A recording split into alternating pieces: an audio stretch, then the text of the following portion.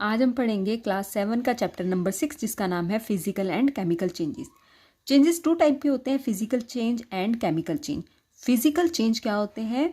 Physical change वो होते हैं कि किसी भी सब्सटेंस की फिजिकल प्रॉपर्टीज़ में चेंजेस होना फिजिकल चेंज कहलाता है। अब कौन कौन सी फिजिकल प्रॉपर्टीज़ होते हैं जिनमें चेंज हो सकता है? जैसे किसी सब्सटेंस के शेप में चेंज होना, साइज में, कलर में, या state of a substance. State of a substance मतलब कि सब्सटेंस 3 स्टेट्स में रह सकता है, या तो लिक्विड हो, गैसियस हो, या सॉलिड हो। या तो सॉलिड से लिक्विड में कन्वर्ट हो जाए या लिक्विड से गैस में कन्वर्ट हो जाए। ठीक है। नेक्स्ट है कि जो फिजिकल चेंज होते हैं वो रिवर्सिबल चेंज होते हैं। रिवर्सिबल चेंज मतलब कैसे कि ये एक स्टेट से अपनी दूसरी स्टेट में जा सकते हैं। जैसे वाटर है, वाटर को अगर हम फ्रीज करते हैं तो आइस में कन्वर्ट हो जाता है, आइस को अगर हम मेल्ट करते हैं तो वाटर में कन्वर्ट हो जाता है। तो जो वाटर की प्रॉपर्टी है सेम प्रॉपर्टी आइस की भी रहेगी, बट वाटर लिक्विड है और आइस सॉलिड है, सिर्फ इसकी स्टेट में चेंज हुआ है। ठीक है, ये लिक्विड से आइस में कन्वर्ट हो गया और आइस से वाटर में कन्वर्ट हो गया। नेक्स्ट है फिजिकल चेंज होने पर, किसी भी सब्सटेंस में फिजिकल चेंज होने पर कोई भी न्यू सब्सटेंस की फॉर्मेशन नहीं होती है। नेक्स्ट अब पढ़ेंगे केमिकल चेंज क्या होते हैं। केमिकल चेंज जब होता है तो एक या एक से ज़्यादा न्यू सब्सटेंस की फॉर्मेशन होती है। ठीक है, जो केमिकल चेंज होते हैं वो इरिवर्सिबल चेंज होते हैं, मतलब एक बार किसी सब्सटेंस में केमिकल चेंज हो गया और न्यू सब्सटेंस की फॉर्मेशन होगी, उसके बाद वो अपनी जो रियल पोजीशन है उसमें वापस नहीं जा सकता। ठीक है, तो कौन कौन सी केमिकल प्रॉपर्टीज हैं जिनमें चेंज हो सकता है? Reactivity with other chemicals. ठीक है, सेकेंड है फ्लेमेबिलिटी, केमिकल बॉन्ड्स। देखो, जब कोई न्यू सब्सटेंस की फॉर्मेशन होती है ना, उसका मतलब ये है कि पुराने केमिकल बॉन्ड्स ब्रेक डाउन हुआ है उनका और नए केमिकल बॉन्ड की फॉर्मेशन हुई है, तभी नया सब्सटेंस बना है। ठीक है, अब केमिकल चेंज के कौन कौन से एग्जांपल हैं? जैसे burning of magnesium ribbon, rusting of iron. जब हम कोल को, लीव्स को या पेपर को बर्न करते हैं तो ये सब क्या है? केमिकल चेंजेस के ही एग्जाम्पल है। यहाँ हम एग्जाम्पल देखेंगे बर्निंग ऑफ मैग्नीशियम रिबन। जब मैग्नीशियम रिबन को बर्न करते हैं तो वो वाइट फ्लेम के साथ बर्न होता है। ठीक है, बाद में क्या होता है, उसकी पाउडरी ऐश बन जाती है, राख बन जाती है। जो वो राख बनती है ना, उसे हम बोलते हैं मैग्नीशियम ऑक्साइड। इसकी केमिकल रिएक्शन को ऐसे लिखते हैं Mg+O2। ठीक है, मैग्नीशियम प्लस ऑक्सीजन और लास्ट में बना MgO मतलब मैग्नीशियम ऑक्साइड।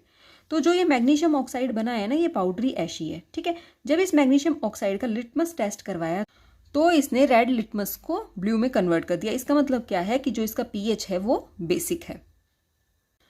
जब मैग्नीशियम ऑक्साइड को वाटर के साथ रिएक्ट करवाया गया तो ये मैग्नीशियम हाइड्रोक्साइड में चेंज हो गया। ठीक है, एक नए सब्सटेंस की फॉर्मेशन होगी। सेकेंड एग्जाम्पल हम देखेंगे कि जब कॉपर सल्फेट को आयरन के साथ रिएक्ट करवाया जाता है तो ये आयरन सल्फेट में चेंज हो जाता है। ठीक है, इसका मतलब क्या है कि एक न्यू सब्सटेंस की फॉर्मेशन होगी। इसके बाद एक अदर एग्जाम्पल है रस्टिंग ऑफ आयरन, मतलब लोहे में जंग लगना। लोहे में जंग कैसे लगती है? जब आयरन ऑक्सीजन और वाटर के साथ कांटेक्ट में आता है तो ये आयरन ऑक्साइड में कन्वर्ट हो जाता है। मतलब एक जो आपने देखा है कि ब्राउन सी लेयर जम जाती है आयरन की, किसी भी जो ऑब्जेक्ट होता है आयरन का उसके ऊपर एक ब्राउन सी लेयर जम जाती है, तो इसका मतलब वो क्या है कि वो उसकी रस्ट है, वो जंग लग गई है। ठीक है, तो ये है कि जंग लगने के लिए, ठीक है, एक तो ऑक्सीजन होना जरूरी है, दूसरा वाटर का होना जरूरी है। जो ऑक्सीजन और वाटर है वो हमारे एटमॉस्फेयर में ही प्रेजेंट होते हैं। ठीक है, ऑक्सीजन एयर में, आपको पता है जो वाटर है एटमॉस्फेयर में वाटर वेपर की फॉर्म में प्रेजेंट होता है, इसीलिए जो लोहा होता है उसमें जंग लग जाती है। अगर आप उसको किसी खुली जगह पे पड़ा छोड़ देते हो तो उसमें जंग लग जाती है। नेक्स्ट है कि हम लोहे में जंग लगने से कैसे रोक सकते हैं, कैसे बचा सकते हैं। जितने भी जो आयरन आर्टिकल्स होते हैं, मतलब जो आयरन से बनी हुई चीज़ें होती हैं, उनको हम ऑक्सीजन और वाटर के कांटेक्ट में आने से कैसे रोक सकते हैं।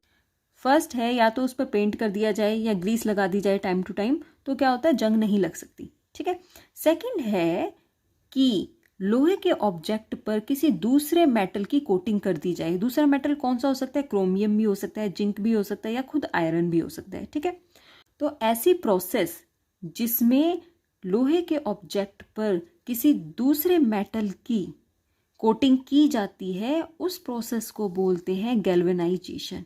ठीक है, नेक्स्ट है क्रिस्टलाइजेशन। क्रिस्टलाइजेशन में क्या होता है कि सॉल्यूशन से ही लार्ज क्रिस्टल बनाना सब्सटेंस के, इस प्रोसेस को बोलते हैं क्रिस्टलाइजेशन। और जो क्रिस्टलाइजेशन की प्रोसेस है ये फिजिकल चेंज है।